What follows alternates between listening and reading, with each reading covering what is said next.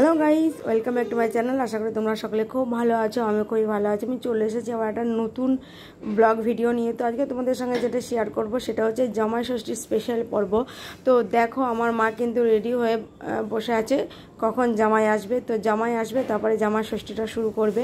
So চলো তোমরা সাথে থাকো, দেখতে থাকো ভিডিওটা, স্কিপ না করে। আশা করছি ভিডিওটা ভালো লাগবে। তো আমি তোমাদের ব্যাক ক্যামেরায় দেখাচ্ছি যে জামাই ষষ্ঠীর জন্য কি কি আয়োজন করা হয়েছে।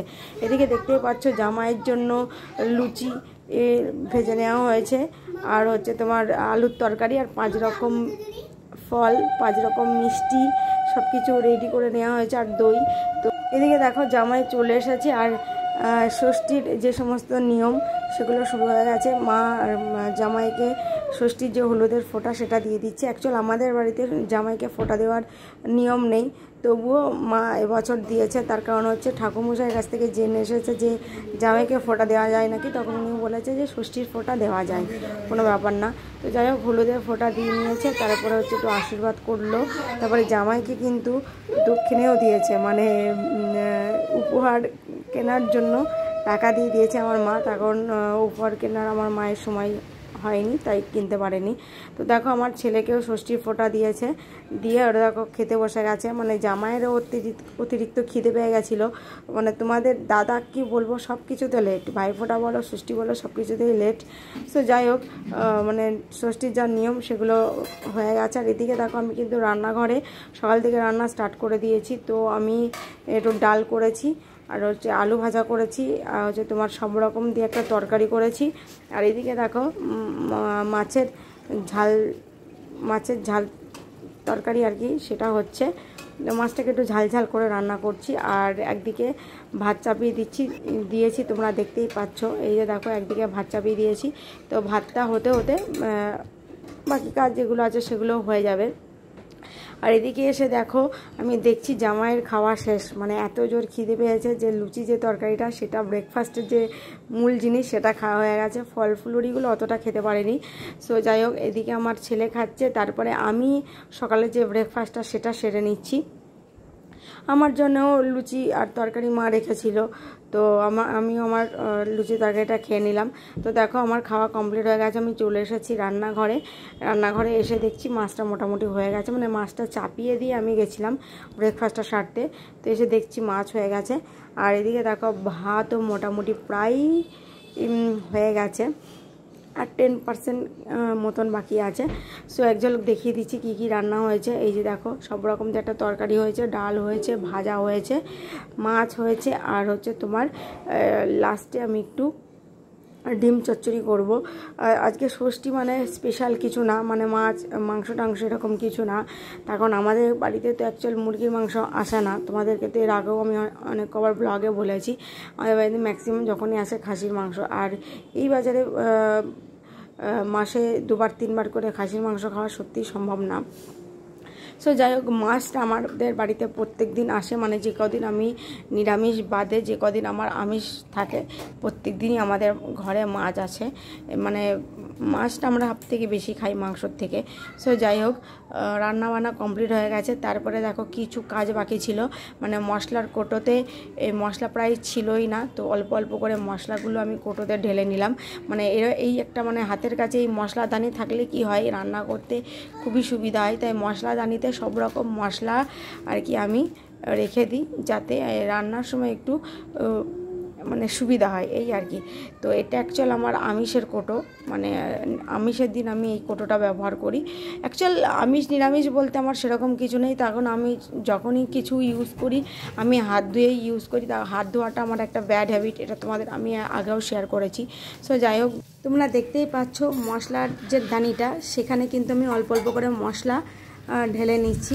তো এতে আমি লঙ্কার গুঁড়ো, হলুদ গুঁড়ো, জিরে গুঁড়ো, ধনে গুঁড়ো, নুন, আর হচ্ছে তোমার কিছু গোটা মশলা, জিরে, কালো জিরে, তারপর হচ্ছে 5 ফোড়ন, এই সমস্ত কিছু আর কি এই মশলা দানিটার মধ্যে আমি রেখে দেব, যাতে মানে হাতের কাছে সমস্ত মশলা এক জায়গায় পেয়ে যাই, তাতে কি হয় রান্না করতে সুবিধা হয়। আর কিছু কোটো আছে, সেই কোটোগুলোতে কিন্তু বেশি বেশি করে মশলা ঢালা থাকে, মানে হলুদের কোটো, লঙ্কার কোটো, জিরে কোটো, এগুলো আবার আলাদা আলাদা করে আছে, ওগুলোতে আর কি বেশি বেশি করে স্টোর করা থাকে, আর মশলাদানিতে অল্প অল্প করে মশলা স্টোর করা থাকে, এই আর কি। তো এইভাবে আর কি আমি মশলার কোটোগুলো সুন্দর করে আর কি রেডি করে নিলাম। তো রেডি করে আমি আমার যেখানে মশলা রাখি সেই জায়গায় সুন্দর করে সাজিয়ে রাখলাম। তো তোমরা দেখতেই পাচ্ছ এখানে কিন্তু আমি একে একে মশলার কোটোগুলোকে সুন্দর করে গুছিয়ে রাখছি। অ্যাকচুয়াল আমার এই যে সেলফটা তোমরা দেখতে পাচ্ছ, এই সেলফটা কিন্তু ইনকমপ্লিট, মানে কমপ্লিট না। অ্যাকচুয়াল আমার হাজব্যান্ড রান্নাঘরে যে কাজটুকু করে রেখেছে সবটাই ইনকমপ্লিট, মানে কমপ্লিট হয়নি। ওনার খুব ইচ্ছা যে মডিউলার কিচেনের যে প্যাটার্নটা, ঠিক সেই প্যাটার্নে রান্নাঘরটা বানাবে, তো কবে হবে সেটা আমি জানি না। সো যাই হোক, মানে যেটা আছে সেটাই আর কি সুন্দর করে আমি গুছিয়ে রাখার চেষ্টা করি, আর সেটাই তোমাদের সঙ্গে একটু শেয়ার করলাম। দেখো মানে মাসকাবারি কিছু বাজার ছিল, সেটা একটা ঝুড়িতে করে রাখি, আর সেটা একদম উপরে রাখি, আর তারপরের যে থাকটা সেখানে ডাল, চিড়ে, তারপরে বিস্কুট যেগুলো থাকে সেগুলো রাখি, আর তারপরের থাকে হচ্ছে তোমার মশলা, আর একদম নিচের থাকে হচ্ছে তেলটা রেখে দিই। সো যাই হোক, এইভাবে সাজিয়ে রাখি। আর তারপরে যে কাজটা সেটা হচ্ছে রান্নাঘরটাকে একটু ভালো করে পরিষ্কার করে নিলাম। তো সেলফটাকে ভালো করে মুছে নিলাম, আর আশপাশটা একটু ভালো করে মুছে নিলাম, যাতে পরে মানে মুছতে গেলে কোনো কষ্ট না হয়। মানে আগে যদি একটু মুছে রাখি তাহলে কি হয়, এঁটোটা শুকিয়ে থাকে না। তো এঁটোটা পরে যদি স্কচ ব্রাইট দিয়ে যখন ঘষবো তখন পরিষ্কার হয়ে যাবে। মানে রাতে অ্যাকচুয়ালি এই কাজটা করা হয়, দিনের বেলায় করা হয় না, তার কারণ আবার তো সন্ধ্যাবেলায় তরকারি গরম করার ব্যাপার আছে। সো যাই হোক গাইজ, তোমরা দেখতেই পাচ্ছ রান্নাঘরটা কিন্তু সুন্দর করে গুছিয়ে নিয়েছি, সেটা তোমাদেরকে এক ঝলক দেখিয়ে দিলাম। তো রান্নাঘর গোছানো কমপ্লিট হয়ে গেছে। তো রান্নাঘরটা গুছিয়ে মুছে আমি এবার চলে যাব ছেলেকে দুপুরের খাবারটা খাওয়াতে। আর ছেলেকে তো মা স্নান করিয়ে দিয়েছে, সেক্ষেত্রে স্নান করানোর তো কোনো প্রশ্ন আসে না। তো এই কাজটা এখন আর করতে হচ্ছে না, যেহেতু মা আছে। তো ছেলেকে দুপুরের খাবারটা খাওয়াবো। সো গাইজ দেখো, চলে এসেছি ছেলেকে দুপুরের খাবারটা খাওয়াতে। তো ছেলেকে দুপুরের খাবার খাইয়ে তারপরে ঘুম পাড়িয়ে দেবো। সো চলো তোমরা সাথে থাকো, দেখতে থাকো ভিডিওটা স্কিপ না করে। আশা করছি ভিডিওটা তোমাদের ভালো লাগবে। ছেলেকে খাবার খাই ঘুম পাড়িয়ে দেওয়ার পরে তারপরে তোমার দাদাকে খেতে দিয়েছি।